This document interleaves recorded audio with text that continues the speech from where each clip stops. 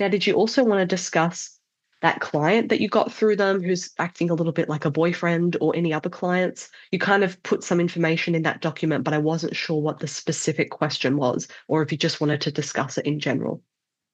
Yeah, like what is happening is with this customer that was actually the customer, I start seeing him private. Like I meet him through the agency, but then I give him my number and Hmm. eventually I saw him a couple times. Like one day I saw him, then he was like, come again tomorrow, him again.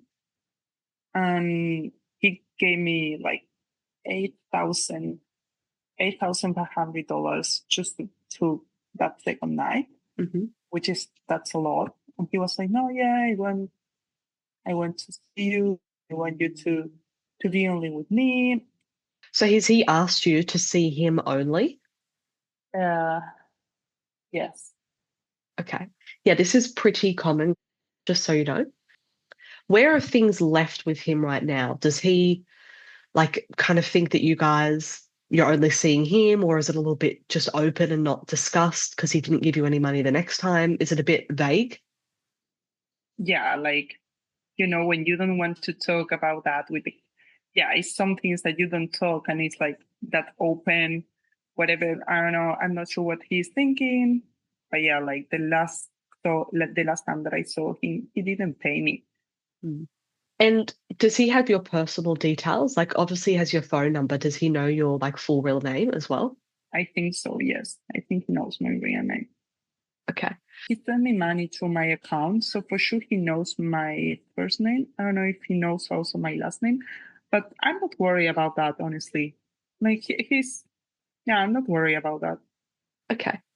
So when people start with me and they've got this stuff going on, which is so common, like almost everybody who starts with me has something like this, my advice is deal with the person the best that you can for now, particularly if they're still paying you something that you want. Because once an arrangement becomes murky like this, it can be hard to backtrack it. And if you're in a position where you kind of want the money that they are currently giving you, I generally just say, look, do what you're comfortable with. If they cross a line that you're not comfortable with, then stop seeing them. But I don't worry too much about like trying to change things with them because it is hard to do. The position you want to be in when we're spending time together talking about how to deal with high paying clients, I will help you with boundaries for how to make sure this stuff doesn't happen. And really, the way to do it is we have to communicate very clearly and transparently with clients about what they're getting. And when they try to push things into inappropriate territory, we just have to stand our ground in an appropriate way. And there are some things that we specifically need to not do. Like we don't want to see clients for unpaid time. We don't want to spend too much time talking to them if it's not about arranging a booking. There's a few things that we'll go through together so that this won't happen again. And then when you handle a client like that, there will still be clients who try to push boundaries.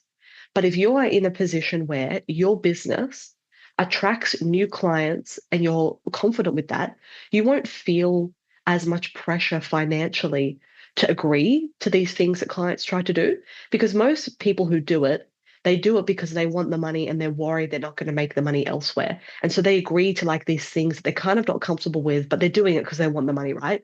When you know that it doesn't matter if this client stops seeing you or not, you will feel more confident standing your ground because in your mind, you'll be like, I don't care if you see me again. I've got 20 other clients who want to see me every week anyway. And then with this situation with this guy, when you're in that position, you will very comfortably just change your behavior with him. So when he asks you, oh, I want to meet today, you'll feel more confident to say, oh, I would love to see you, but let's talk about like how long you want to meet and the rate. Because if he stops replying or gets upset with you, you won't care as much because you don't need his money. Does that all make sense? Yes, absolutely. Cool. So in the interim with this guy, let's just call him John. I would just act normally.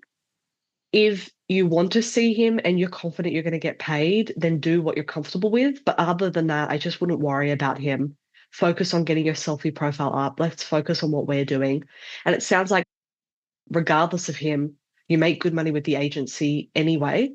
And unfortunately, his behavior is normal. A lot of clients do this. Like the money's great at the beginning, but then, of course, it's not so good. And then they don't want to talk about it. And then they make you feel guilty for talking about it because they're like, oh, well, don't you like me? Is this only about the money? And it becomes just manipulative, to be honest. It's kind of a level of abuse, really, if you look at it.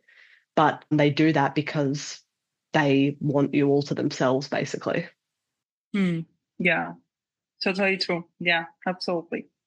Yeah, no, I don't need to go through that stuff. So no. Totally. But I get it. I say all of that with no judgment because I've been in that position with clients doing that and I didn't know better and I did feel like financially dependent on them. But the solution to it is to build a good business where you're not dependent on any one client. That's what you want to be able to do. Then you can say yes, no to any client that you want based on what you want to do, not based on the money. Yeah. Yes, absolutely.